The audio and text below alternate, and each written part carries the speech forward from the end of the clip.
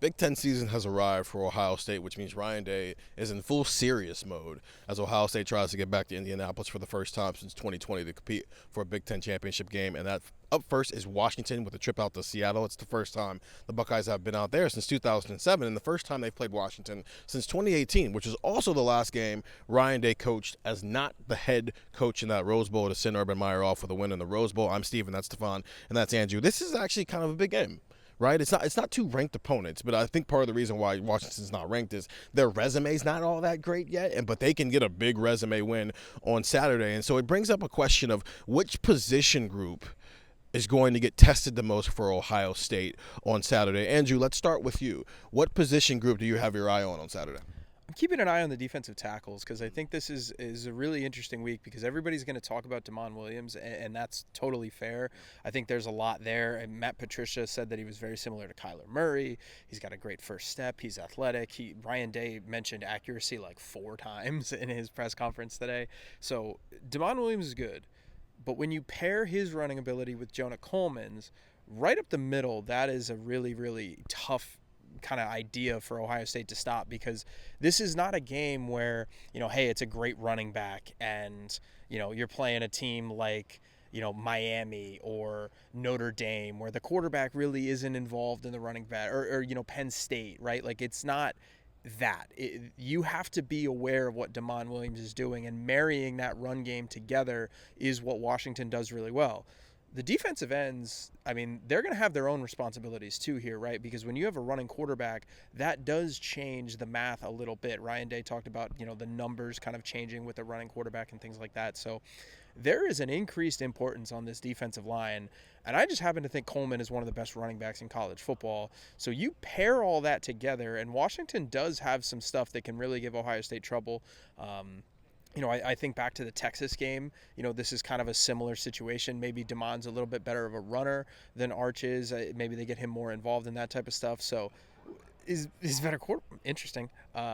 We could talk about that more. I don't think you're wrong, but I think there's a little bit in here where I think Ohio State fans are probably looking at this going, well, we beat Texas and they had a running quarterback and they have a good offensive line and they have a good running back.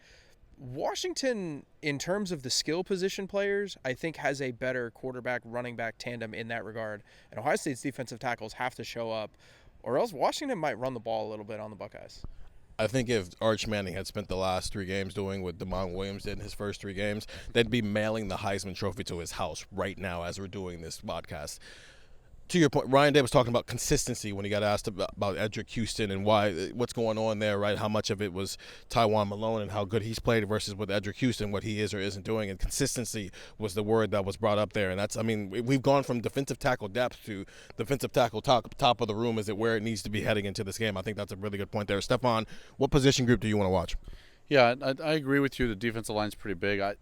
This is going to be an interesting test for Ohio State's secondary, specifically the corners, because looking at Ohio State's schedule, this might be the best group of receivers that they play this season, because I think outside of Ohio State, the best receiver rooms in the Big Ten are Indiana and Oregon and Washington in some order, and Indiana and Oregon aren't yet on Ohio State's schedule. We'll see who ends up going to Indianapolis this year, but that's what's fascinating to me is, as good as Texas was, there were some questions still about how good all their receivers were, right, with the guys that they lost to the NFL. And although I think that was a good test for Ohio State, and Jermaine and Davison played really well, this is another level in that. And Boston is super good for what he does with Washington, but the other guys are pretty talented as well. And a big question that we still have going into this week, and maybe it's not a big question depending on your trust in Devin Sanchez already, but we don't yet know the status of Lorenzo Styles. We don't yet know what the configuration of who's starting where for Ohio State is going to be. And if it is Devin Sanchez who starts, that's his first career start. And he's playing on the road against a really good squad. And as good as we think Jermaine is, he is going to be moving into a role that we haven't seen him in a ton if he's the one moving into the slot. So it's going to be interesting to see how Ohio State handles that, because there's some games where you can say, all right, like last year when they played Nebraska and I believe Lathan Ransom was out. Yeah, we were kind of thinking they'll be fine. Whatever they configure, they'll be fine because they're still going to be better than whatever Nebraska's putting on the field at receiver last year. if it's not working well, this is a Washington team that can take advantage of deficiencies in the secondary. Maybe not to the extent of what we saw Oregon do when Ohio State went out there last year, but they can cause some troubles with a guy like DeMond Williams who can, when he can do all that and then take some deep shots, it's a tough test for this defense. So I'm going to be keeping a close eye on not just who starts in the secondary, but how those guys at corner perform, and Nickelback being part of that conversation. And they've got some pretty big receivers. Denzel Boston's not crazy big, but the guys around him are pretty big, which Davidson Igbenogsen's a bigger corner, so that checks that box off. Jermaine Matthews isn't small, but I wouldn't say he's a big cornerback, right, which is probably part of the reason why he's the guy they put at nickel. The next big cornerbacks they have are true freshman 5-star recruit Devin Sanchez, second-year 5-star recruit Aaron Scott, who they have the size, they just don't have experience. Well, Devin actually, I think we can check him off as has some experience because he played against Texas, but not a lot. So it is going to – this is a money game, though, for I think a lot of these corners. Davidson Igbenogsen came back because he wanted to be a first-round draft pick. Okay, go prove it. We think Jermaine Matthews might have that type of ceiling. Okay, go prove it. Okay, Devin Sanchez, time to grow up. Time to go cover the first-round wide receiver. Have fun. Maybe you see Aaron Scott get involved as well. I'm going to go on the other side, and I'm going to stay on the perimeter as well. Who's the second-best wide receiver in this game? You could make a case for Boston from Washington. You can make a case from I'd probably still take Carnell Tate, but the fact that there's a conversation to be had and Carnell Tate's, we think, probably close to a first-round pick, if not a first-round pick, tells you how good Boston is. Do you agree? I think it's Carnell Tate. Okay. I don't know if it's cut and dry. I also don't know if there is a true wide receiver one in the 2026 NFL draft right now. There's a bunch of guys, right? Like Jordan Tyson down in Arizona State's in that conversation. These two are also in the conversation for that conversation. And you're talking about it from Denzel Boston, what he is as a threat to the secondary. Washington's also got two cornerbacks who I think are going to use this game that earn some money too. I remember back when – who's the Chargers starting offensive tackle right now? Joe Alt? No, the other one. Rashawn Slater? Yeah, Rashawn Slater. When he got drafted, they were showing film not from the season he had just played at Northwestern, the previous year against Chase Young. And I'm wondering if you see the same thing happen with Ephesians Prysock and Takario Davis, who I'm not sure is 100% going to play in this game. I think Jed Fish got asked about him on Monday, and there was no update. So we'll see what happens there. That drastically changes the equation if you don't have one of those two guys. But those two guys are big, they're physical, they're quality, and they've got a lot of experience. They both started at Arizona.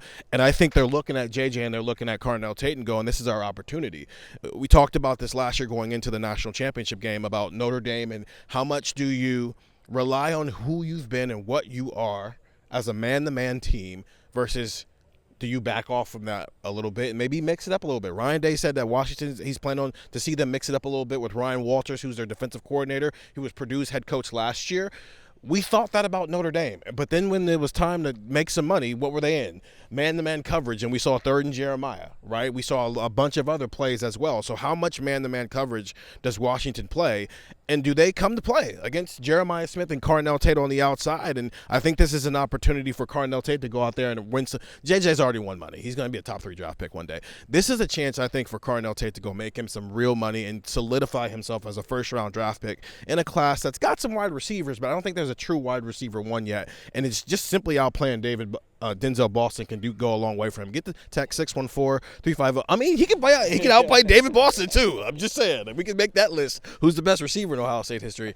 Get the text 614-350-3315. It's a 2-week free trial, $3.99 after that. I'm Steven, that's Stefan, and that's Andrew. Go listen to Buckeye Talk wherever you find podcasts. And also subscribe because we're going live this week and every week after that.